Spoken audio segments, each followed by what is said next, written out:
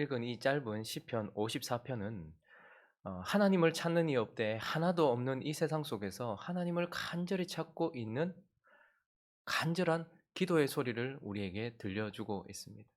우리는 어제 본문을 통하여서 이 땅에, 이 세상에 하나님을 찾는 이 없되 하나도 없다고 말했어요. 그런데 그 가운데 있는 오직 하나님의 성도만이 이 세상 가운데서 하나님을 간절히 찾고 있고, 오늘 시편 54편은 그렇게 하나님을 향해 간절히 부르짖고 기도하고 있는 기도의 소리를 듣게 하면서 이제 이어지는 오늘부터 시작하는 54편부터 63편까지는 하나님의 백성들의 간구와 기도를 우리에게 가르쳐 주고 있는 본문입니다.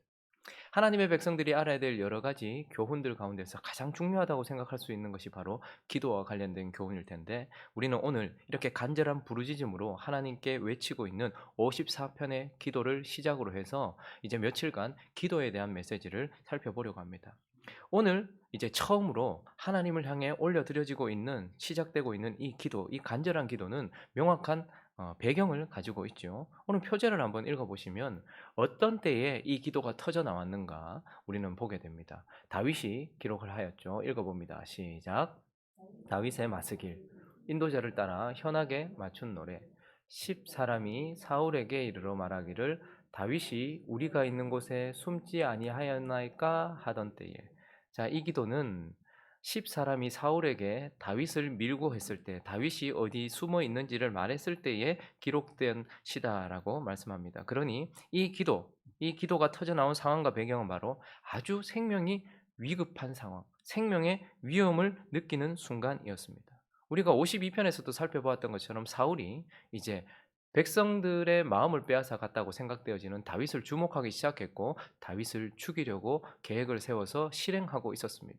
급한 그 다윗의 그 급한 마음이 아히멜렉이라는 제사장에게 숨어들었었죠. 그리고 난 이후에 계속해서 사울이 자기를 찾는다는 이야기를 듣고 이곳저곳 피해 다니다가 그일라라는 지역까지 가게 되었습니다. 그런데 그 그일라에서도 사울이 그일라에 다윗이 있다라는 소리를 듣고서 그일라까지 찾아왔고, 그리고 오늘 10지방, 10 황무지 이곳으로 지금 아주 급한 마음에 사울이 자기를 찾아 그일라까지 왔다는 이야기를 듣고 10지방으로 가게 되었고, 그리고 그곳에서 숨어 있을 때 또 사울이 그를 죽이겠다고 찾아온, 그러니까 지금 생명이 경각에 달한 아주 위험한 순간에 기록된 시입니다. 그리고 또 하나는요, 그 생명의 위험이 사실은 배신을 당한 순간, 배신을 통하여서 생명의 위험이 찾아온 순간입니다. 그가 제사장 아히멜렉에게 가서 떡을 먹고, 그리고 골리앗의 칼을 받았었죠. 그리고 난 이후에 이곳저곳 도망다니고 있었을 때에 도액이 어떻게 합니까? 사울에게 밀고를 합니다. 그런데 그렇게 도액이 밀고를 하고 나서 아히멜렉과 제사장 85명과 그의 가족들이 싹 다 죽어요. 그러니까 살기가 등등한 상황이었습니다. 다윗은 그 좁은 땅덩어리에서 이곳저곳 숨어 다니고 있었어요. 그런데 그일라라는 지역에 블레셋 사람들이 쳐들어와서 그일라를 완전히 박살을 내고 있었던 거예요. 사실 이 문제는 사울이 해결해야 될 문제입니다. 그 나라의 왕이었기 때문에 다른 민족이 찾아와서 지금 유다를 괴롭히고 있는 상황이었어요. 그런데 하나님이 다윗에게 그일라에 가서 그일라 사람들을 구하라는 거예요. 기도를 하니까 하나님께서 네가 가서 그일라 사람들을 구하라는 거예요. 지금 자기 생명도 지금 사울에게 죽을 지금 이런 위기에 처했는데 여기서 지금 대놓고 전쟁을 해버리면 분명히 자기가 발각될 텐데, 그런데 하나님이 그일라 사람을 네가 구해라라고 이야기한 거예요. 그러니까 다윗이 그일라에 가서 블레셋 사람들과 싸웠고 이겼단 말이죠. 그런데 그일라 사람들이 자신들의 생명을 구해준 다윗이 여기에 있다라고 다윗을 밀고 하려고 했던 것을 다윗이 깨닫게 됩니다.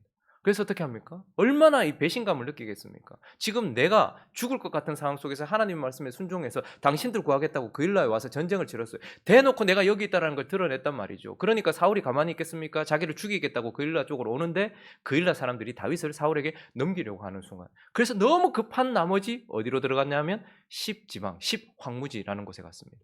이 10지방은 10황무지는 결국 유다 지파의 땅이었습니다. 다윗이 어느 지파입니까? 유다 지파죠. 그러니까 너무 급하니까 자기의 친족에게로 숨어들었다는 말입니다. 사울이 자기를 죽이려고 하는데 사울은 어느 지파입니까? 베냐민 지파예요. 그런데 이 베냐민 지파 왕 사울이 자기를 죽이려고 하니까 친족에게 숨어들었다는 거죠. 그런데 어떻게 합니까? 오늘 표제를 다시 보시면 뭐라고 말하고 있습니까? 표제를 한번 띄워 주시겠습니까? 10 사람이, 그러니까 다윗의 친족이죠. 유다 지파 사람들이 사울에게 아예 밀고를 합니다. 다윗이 "우리가 있는 이곳 여기에 숨어 있습니다."라고 밀고를 해서 그렇게 배신을 당한 그런 순간이라는 것이죠. 그래서 배신을 당하여서 자기의 생명이 아주 위협한 순간입니다.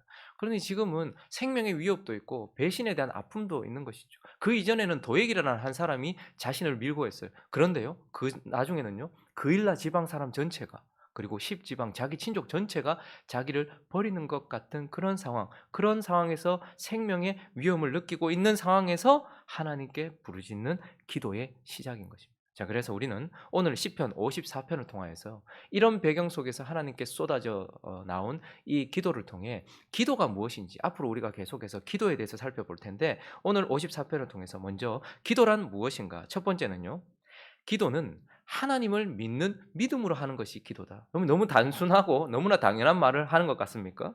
하나님을 믿는 믿음으로 하는 것이 기도다. 자, 1절과 2절을 읽어보겠습니다. 본문 말씀 1절과 2절 시작. 하나님이여, 주의 이름으로 나를 구원하시고 주의 힘으로 나를 변호하소서. 하나님이여, 내 기도를 들으시며 내 입의 말에 귀를 기울여소서. 오늘 이 위급한 상황 가운데서 사울이 자기를 죽이려고 하고 있고 10 사람들이 자기를 배신하여서 자기를 밀고 했던 이 순간에 그가 가장 먼저 부른 분이 누구냐 하니까 하나님이었습니다. 그러면서 그가 1절에 주의 이름으로 나를 구원하시고, 그래서 그가 믿었던 것은 하나님의 이름, 하나님의 본성, 하나님의 성품, 하나님의 사랑, 하나님의 존재 자체, 하나님을 향한 믿음을 가지고 있었어요. 그리고 사울이라는 강력한 힘보다 더 강하신 주의 힘, 하나님의 힘을 믿었다라는 말이죠. 그러나 가장 중요한 것은 그가 하나님의 성품을 믿었고 하나님의 본성과 하나님이 나를 향해 가지고 계시는 그 사랑, 이런 것도 믿었고 하나님의 힘도 믿었지만 무엇보다도 지금 자기를 죽이려고 하고 있는 이 사울의 문제를 해결하실 수 있는 분이 누구라는 거예요? 하나님이라는 거예요. 사울이 나를 죽이려고 하는 것은 군사적인 문제거나, 혹은 10 사람들이 나를 지금 저기에 팔아넘겨서 나를 죽이려고 하는 것은 정치적인 문제라고 생각할 수 있는 경우가 많죠. 그러나 지금 다윗은 이 상황 속에서 이 문제 또한, 사울이 군사로 칼로 나를 죽이려고 하고 10 사람들이 정치적으로 나를 팔아넘긴 이 상황 속에서도 이것은 정치적으로 군사적으로 풀 문제가 아니라 하나님이 푸실 문제라고 생각을 한 것입니다. 우리가 많은 경우 하나님이 하시죠. 하나님이 하시죠. 하나님을 믿는 믿음으로 기도한다고 말을 해요. 그러나 우리의 기도가 멈춰지는 지점은 이 문제는 정치적인 문제라 생각하고 군사적인 문제라고 생각하는 경우가 많은 것이죠. 그래서 우리의 믿음의 대상이 사실 하나님이 아닌 경우가 많습니다. 그래서 우리는 기도를 이렇게 많이 하지 않는 것일 수도 있습니다. 한국교회 성도들이 기도를 많이 한다고 생각하시면 한국교회까지 갈 필요 없이 행복한 우리 교회는 어떻고, 그리고 나는 어떻습니까? 나는 기도를 많이 하고 있습니까? 이건 기도할 문제가 아니고 하나님과 관련된 문제가 아니라 다른 문제라고 생각하는 경우가 많지 않습니까? 그래서 내 믿음의 대상이 하나님이 아닐 때가 많단 말이죠. 열왕기 하를 한번 가보시면요, 2장 12절부터 14절까지 우리가 잘 아는 본문인데, 이 본문은 엘리야가 이제 드디어 죽음을 보지 않고 승천하는 순간입니다. 그리고 그의 뒤를 이어서 엘리사가 엘리야의 뒤를 다시 이어가는 그런 장면이거든요. 자, 그런데 이때 12절부터 14절까지 먼저 12절 한번 읽어보겠습니다. 시작.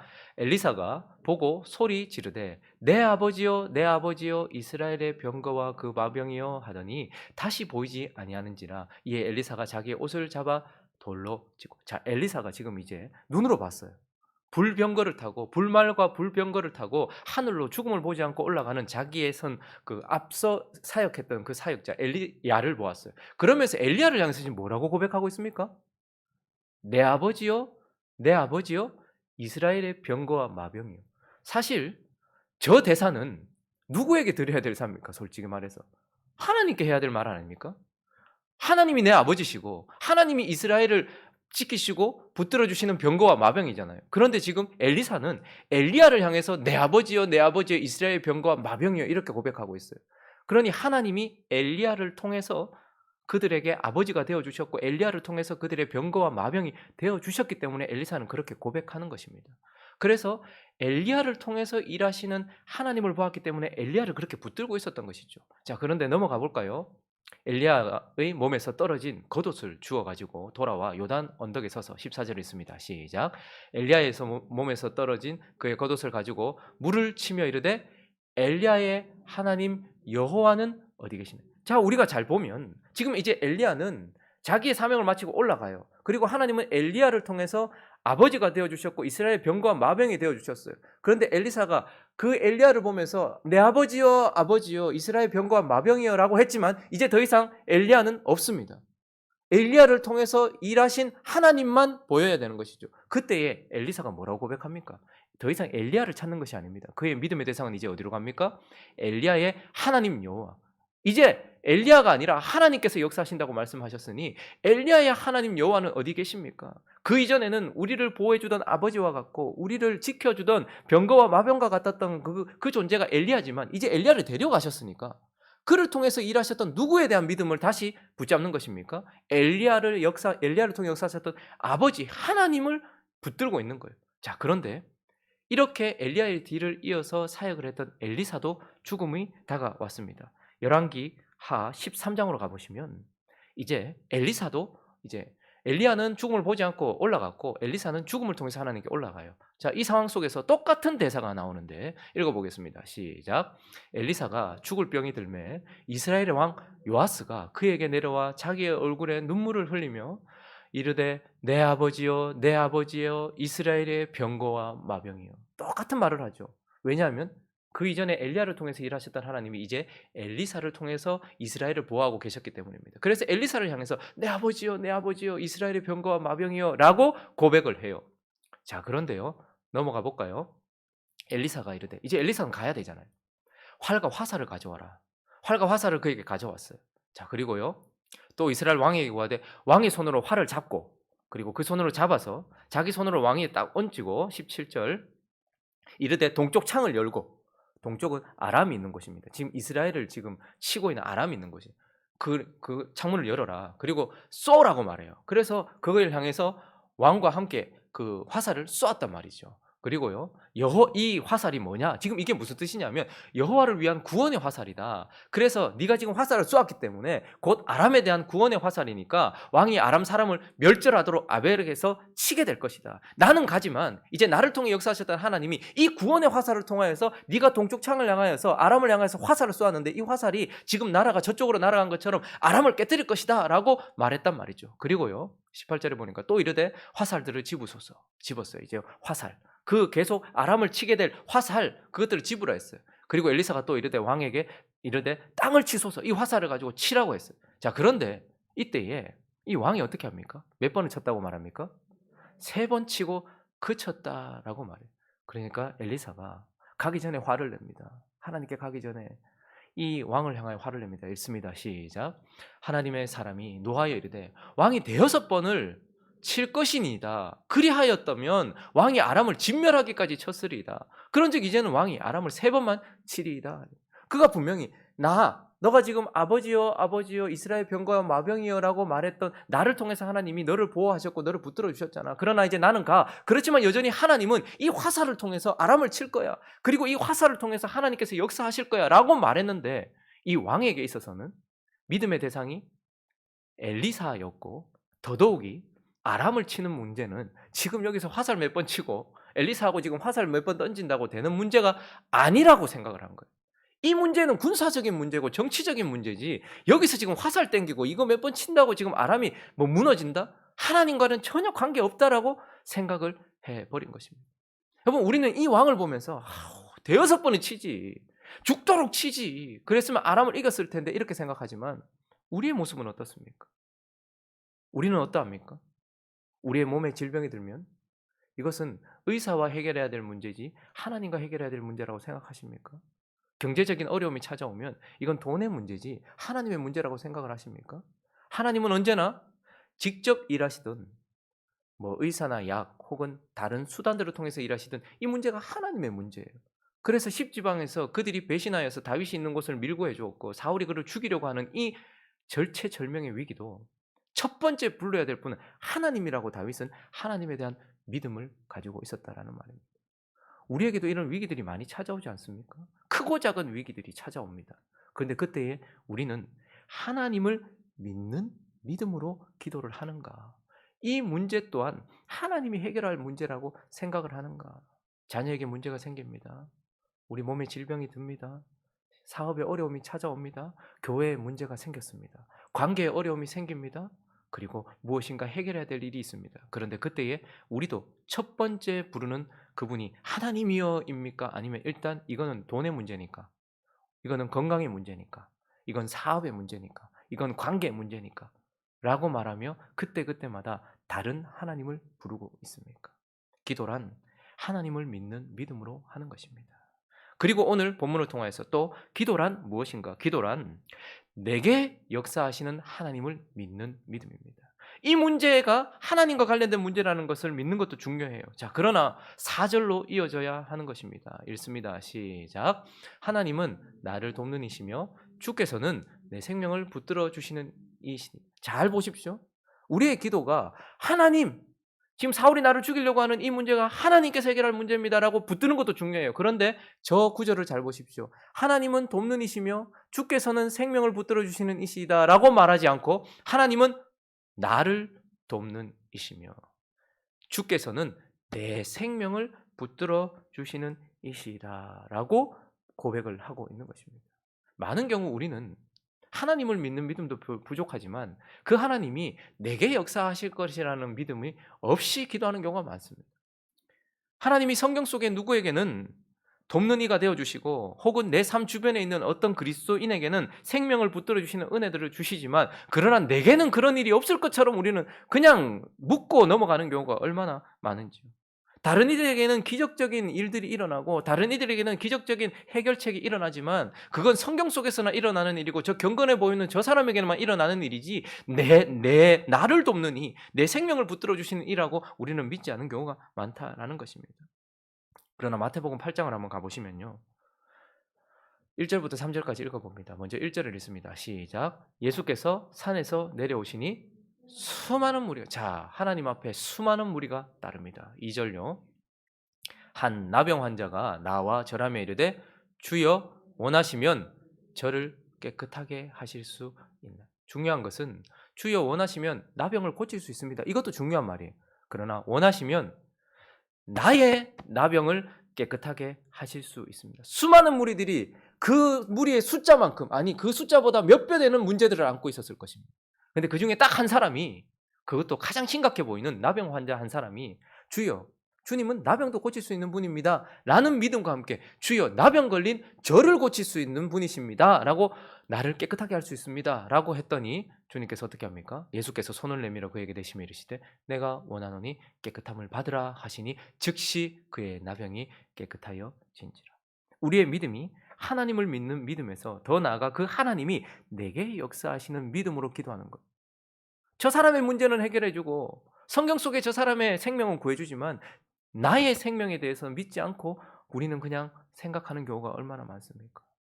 하나님은 내게 역사하시는 하나님이라는 것을 믿는 믿음으로 기도하는 것, 이것이 중요합니다. 마지막으로 한 가지 더 살펴보면요. 또한 기도는요, 지금 역사하시는 하나님을 믿는 믿음으로 하는 것입니다. 지금 역사하시는 하나님. 하나님이 이 문제에 일하시고 하나님이 내게 일하시고, 그런데 또요, 지금 내게 일하시는 것이 얼마나 중요합니까? 이 문제 가운데 일하는 게 중요하다는 말입니다. 오늘 이어지는 본문 5절을 보십시오. 그가 미래에 일하실 하나님에 대한 확고한 믿음을 가지고 있는 것을 보게 됩니다. 주께서는 내 원수에게 악으로 어떻게 하실 거래요? 갚으실 것이다. 주께서는 내 원수에게 악으로 갚으실 것이다. 그러니 지금 이 문제, 나의 원수 사울과 나를 배신한 내 친족 10 사람들에 대해서 분명히 그 이후에 미래에 일하실 것이다. 그렇기 때문에 6절은 그래서 내가 낙헌제로, 그러니까 기쁨으로 자원하여서 하나님께 제사하게 될 것이다 라고 미래에 대한 믿음을 가지고 있습니다. 그리고요 7절을 보면요, 과거에 역사하셨던 하나님에 대한 신뢰가 명확합니다. 읽습니다. 시작. 참으로 주께서는 모든 환난에서 나를 건지시고 내 원수가 보응받는 것을 내 눈이 똑똑히 보게 하셨나이다. 지금까지도 하나님께서 그에게 역사하셨던, 과거에 역사하셨던 그 하나님에 대한 확고한 신뢰도 여전히 있습니다. 그러나 그의 믿음은 미래에만 머물러 있거나 과거에만 머물러 있는 것이 아니라 이 모든 것을 통하여서 현재 지금 사울이 나를 죽이려고 하고 10 사람들이 내가 있는 곳을 명확하게 가르쳐준 이 상황 속에서도 나를 붙들어 주실 것이라는, 지금 역사하실 것이라는 믿음, 그 믿음이 다윗의 오늘 이 54편의 시에 명확하게 드러나고 있는 것입니다. 저와 여러분은 이런 마음으로 기도를 합니까? 요한복음 11장을 가보시면 참 우리를 많이 닮은 한 여인이 등장을 합니다. 주님께서 사랑하셨던 마르다, 마리아, 그리고 나사로입니다. 그런데 나사로 그 오라버니가 죽었습니다. 그리고 사흘이 지난 후에 예수께서 오셨습니다. 그때에 이렇게 고백하죠. 읽습니다. 시작. 마르다가 예수께 여짜오되 주께서 여기 계셨더라면 내 오라버니가 죽지 아니하였. 그러니까 지금 죽었다라는 말이죠. 그래서 그 이전에, 그러니까 마르다는 오빠가 죽기 전에, 오라버니가 죽기 전에 주님이 지금 오시면 분명히 건져 주실 것이라는 미래에 대한 믿음을 가지고 있었다라는 것이죠. 자, 그리고 23절로 가볼까요? 예수께서 이르시되 뭐라고 말합니까? 네 오라비가 다시 살아나리라. 그랬더니 24절 시작. 마르다가 이르되 마지막 날 부활 때에는 다시 살아날 줄을 내가 아나니. 그의 믿음은 철저하게 내일을 향해 있어요. 예, 우리 오빠 지금 죽었는데 마지막 날 부활 때는 살겠죠. 지금 주님이 지금 오셨는데, 지금 네 오라버니가 살 것이다 라고 말했는데 예 라고 그의 믿음은 어디에 있습니까? 현재가 아니라 미래에 있어요. 저와 여러분은 어떻습니까? 주님은 지금 나사로를 지금 살리기 위해 오신 것입니다. 나의 한계를 벗어났지만, 내 생각을 벗어났지만, 내 기도의 응답이 다른 형태로 이루어지고 있지만, 그러나 지금 하나님께서 역사하신다라는 것이죠. 그런데 우리도 많은 경우에 하나님께서 이전에 주신 은혜 감사합니다라는 과거에 대한 확신, 그리고 앞으로 일하실 것이라는 것에 대한 확신은 있지만 지금 이 문제에서 하나님께서 확실히 일하실 것이라는 믿음이 없는 경우가 많다는 것이죠. 그러나 오늘 이 54편을 통해서 기도는 믿음으로 하는 것입니다. 이 모든 문제를 해결하시는 분이 하나님이라는 믿음, 그리고 그분이 내게 역사하실 것이라는 믿음, 그리고 지금 내게 지금 역사하실 것이라는 이 믿음으로 하는 것이 기도라는 것입니다. 자, 그러면 말씀을 정리하면서 이 54편에 이 급박한 기도를 하나님께 쏟아부었던 다윗은 결국 어떻게 되었습니까? 확인 한번 해볼까요? 이 시의 배경이 된 사무엘상 23장으로 가보시겠습니다.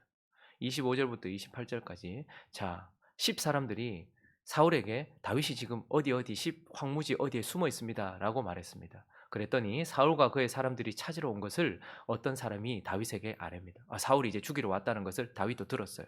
이에 다윗이 바위로 내려가 마온 황무지에 있더니 사울이 듣고 마온 황무지로 다윗을 따라가서는 사울이 산 이쪽에 가매 다윗과 그의 사람들은 산 저쪽으로 도망간 거죠. 다윗이 사울을 두려워하여 급히 피하려 하였으니 이는 사울과 그의 사람들이 다윗과 그의 사람들을 에워싸고 잡으려 함이었더라. 자, 지금 아주 위험한 상황이었습니다. 그리고 요 시점에 다윗이 하나님께 시편 54편의 기도를 쏟아 부은 것이죠. 자, 그랬더니 전령이 27절부터 28절까지 같이 읽습니다. 시작. 전령이 사울에게 와서 이르되 급히 오소서 블레셋 사람들이 땅을 침노하나이다. 이에 사울이 다윗 뒤쪽 길을 그치고 돌아와 블레셋 사람들을 치러 갔으므로 그곳을 셀라하마느 곳이라 칭하니라. 자, 우리가 보면 기막히게 아주 우연히 아주 운 좋게 그때 하필 블레셋이 쳐들어왔구나라고 생각할 수 있겠지만 이제 사울에게 잡히기 일보 직전 그가 쏟아내었던 시편 54편의 기도를 통하여서 무슨 일이 일어났습니까? 하나님께서 직접 일하시기도 하시지만 블레셋을 통하여 일하여 다윗이 구원을 얻고 있는 것을 보게 되는 것입니다. 여러분, 이것이 우연히 때마침 그렇게 된 것입니까? 아니면 아무 소리 없는 그 잠잠한 가운데 하나님만이, 다윗을 사랑하시는 하나님만이 역사하신 것입니까? 아니요. 그곳에서 하나님을 향해 간절히 부르짖었던 다윗의 기도, 특별히 이 문제도 군사적인 정치적인 문제가 아니라 하나님께서 해결하실 수 있다는 하나님을 향한, 그리고 지금 나를 도우실 하나님을 믿는 믿음으로 기도한 결과가 바로 구원으로, 응답으로 이어지고 있는 것을 보게 되는 것입니다. 저와 여러분에게도 여러 상황들이 펼쳐질 것입니다. 그러나 한 가지 확실한 것은 이 모든 것들의 시작점에 하나님을 두셔야 한다는 것을 기억하면서, 그래서 내 모든 문제를 하나님이 해결하시며 나의 문제를 해결하시고 지금 해결하신다는 믿음을 가지고서 우리도 하나님의 응답으로 쏟아져 내려오는 블레셋을 볼 수 있는 은혜가 있기를 예수 그리스도의 이름으로 축원합니다.